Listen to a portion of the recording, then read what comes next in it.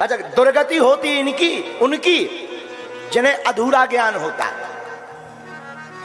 कई लोग भाषा तो बोल लेते पर अर्थ नहीं पता होता, लेकिन लक्ष्मण जी कह रहे हमें अर्थ भी पता है और भाषा भी आती है। जैसे एक व्यक्ति गांव का आदमी, बस्तर जिला, बस्तर का, दक्षिण बस्तर छत्तीसगढ़ में गांव का आदमी, उसने अंग्रेजी सीखी और उस आदमी का नाम मंगूलाल। मंगूलाल ने अंग्रेजी सीखी और अंग्रेजी के 4 अक्षर सीखे, yes know very good thank you, yes know very good thank you. अब उसे ये तो आता था लेकिन अर्थ नहीं पता था।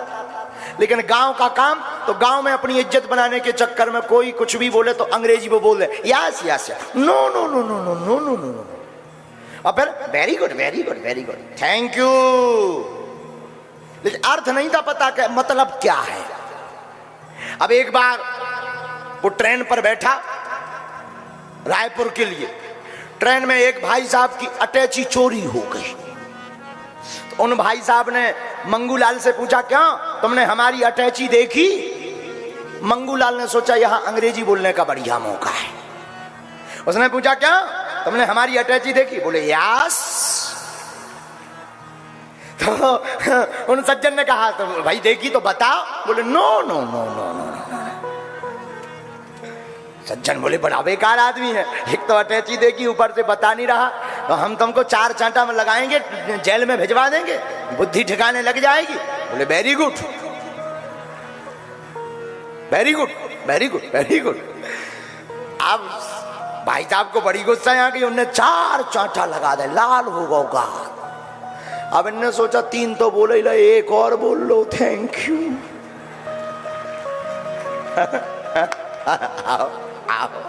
ऐसे भी कुछ लोग होते हैं। अब इन्हें क्या है, इन्हें कुछ नहीं, इन्हें भाषा तो आती है पर भाषा का ज्ञान नहीं है।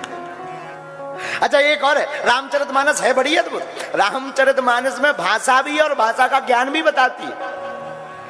आप रामायण के 2 प्रसंग पढ़ो, एक हनुमान जी का। हनुमान जी रावण के सामने जाते हैं तो हाथ जोड़ करके कहते हैं रावण से, खायऊ फल प्रभु लागी भूखा। रावण को भी कह रहे प्रभु। रावण कह रहा, क्यों बंदर, तुमने बाघ क्यों जा रहा? तो हनुमान जी देखो कितने सरल हैं। हनुमान जी हाथ जोड़ के, रावण कह रहा बंदर, बल्कि हनुमान जी को कहना चाहिए 10 कंधर, लेकिन नहीं, हनुमान जी कितने सरल हैं। हनुमान जी हाथ जोड़ के रावण से भी कह रहे, खायऊ फल प्रभु लागी भूखा, प्रभु। लेकिन जब अंगद जी गए, अंगद जी देखो, हमारी रामचरितमानस बहुत अद्भुत है। रामायण में शास्त्र भी है और शस्त्र भी है। शास्त्र है हनुमान जी, शस्त्र है अंगद जी। राम जी ने जब अंगद जी को भेजा, जाओ रावण के यहां प्रस्ताव रख करके आओ। अंगद जी लंका गए, लंका में प्रवेश हुए, राक्षस बंदरों को देखकर आए। सोई अंगद जी के सामने एक राक्षस आओ, अंगद ने पैर पकड़ो, पहले नीचे फेंको, फिर अपने आप ऊपर चलो। तो जितने राक्षस थे वे सब समझ गए, हाथ जोड़ के खड़े हो गए और इशारों करें, ना जाओ, ना इस तरफ जाओ, इस तरफ।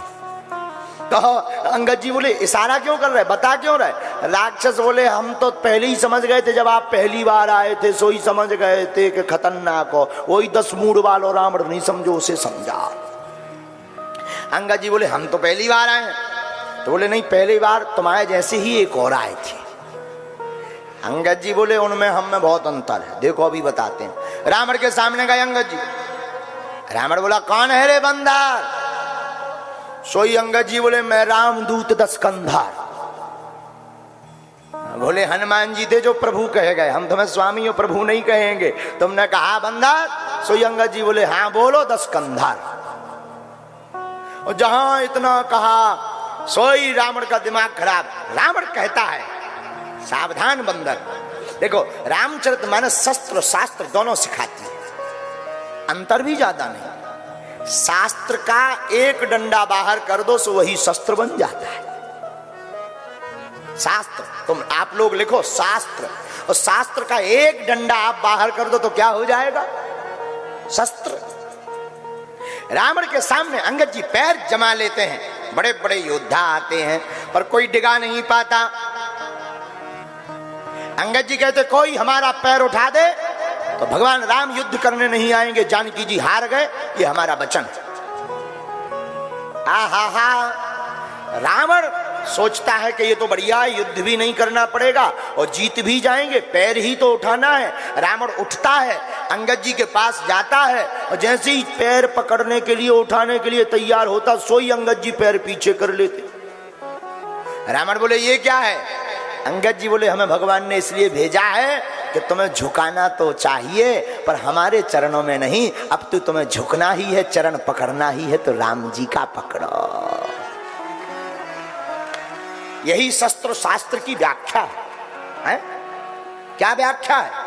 शस्त्र झुकाना तो जानता है पर शस्त्र के द्वारा मारना नहीं चाहिए। हमसे कई लोग कहते हैं कि आप ऐसा बयान दे देते हो माला और भाला, जो ठीक नहीं है। हम कहते हैं माला और भाला दोनों जरूरी है। माला से राम जप करो, भाला से माला की रक्षा करो।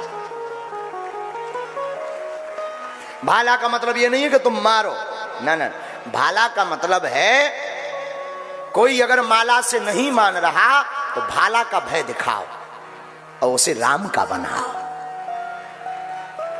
बोलो सीताराम। लेकिन कई लोग ऐसे दिखावा वाले होते कि भगवान नहीं बचाएं। छत्तीसगढ़ के आदमी तो और गजब के। एक बार, अच्छा, कई लोग दिखावा वाले बहुत गजब के होते हैं। जैसे कई लोग नई नई अंगूठी पहने, अंगूठी पहनेंगे तो वो कुछ पूछेंगे भी तो ऐसे ही कहेंगे हाँ भाई कहाँ है ये पचपड़ी ना का कहाँ है? अच्छा भाई इसका मतलब क्या हुआ है? तो अच्छा, कई लोग नई नई चेन पहने, ऐसे खोलने, आज गर्मी बहुत है। देखो, अच्छा तो ऐसो करे से गर्मी भाग जाएगा? गर्मी तो बहाना है, जो 5 तोला की पहन के आए वो दिखाना है। लेकिन कई बार शेर को सवा शेर मिल जाते हैं। एक बार रायपुर में रहने वाले एक व्यक्ति ने अंगूठी पहनी, उसे लेनी थी चॉकलेट, दुकान पर गया, दुकान पर बैठे था चंगीलाल, तो डब्बा में चॉकलेट देख करके बोला अच्छा, बतानी ऐसी थी कि भैया जा वाली चॉकलेट बताओ कितने की है, लेकिन अंगूठी पहनी थी इस वाली उंगली में, तो उंगली से बोला अच्छा जा वाली चॉकलेट कितने की एक है उंगली। लेकिन वो भी जो दुकानदार था वो भी कम नहीं था, वो भी जो है 5 नहीं 15 तोला का बगल में बाजूबंद पहने था, कवच, वो भी ऊपर से कपड़ा लपेड़े हुए था। उसने कपड़ा एक तरफ किया, बोले ले लो जितने की लेनी हो। आओ, आओ, आओ। तो कई बार शेर से सवा शेर मिल जाते हैं। यही रावण के सामने हुआ।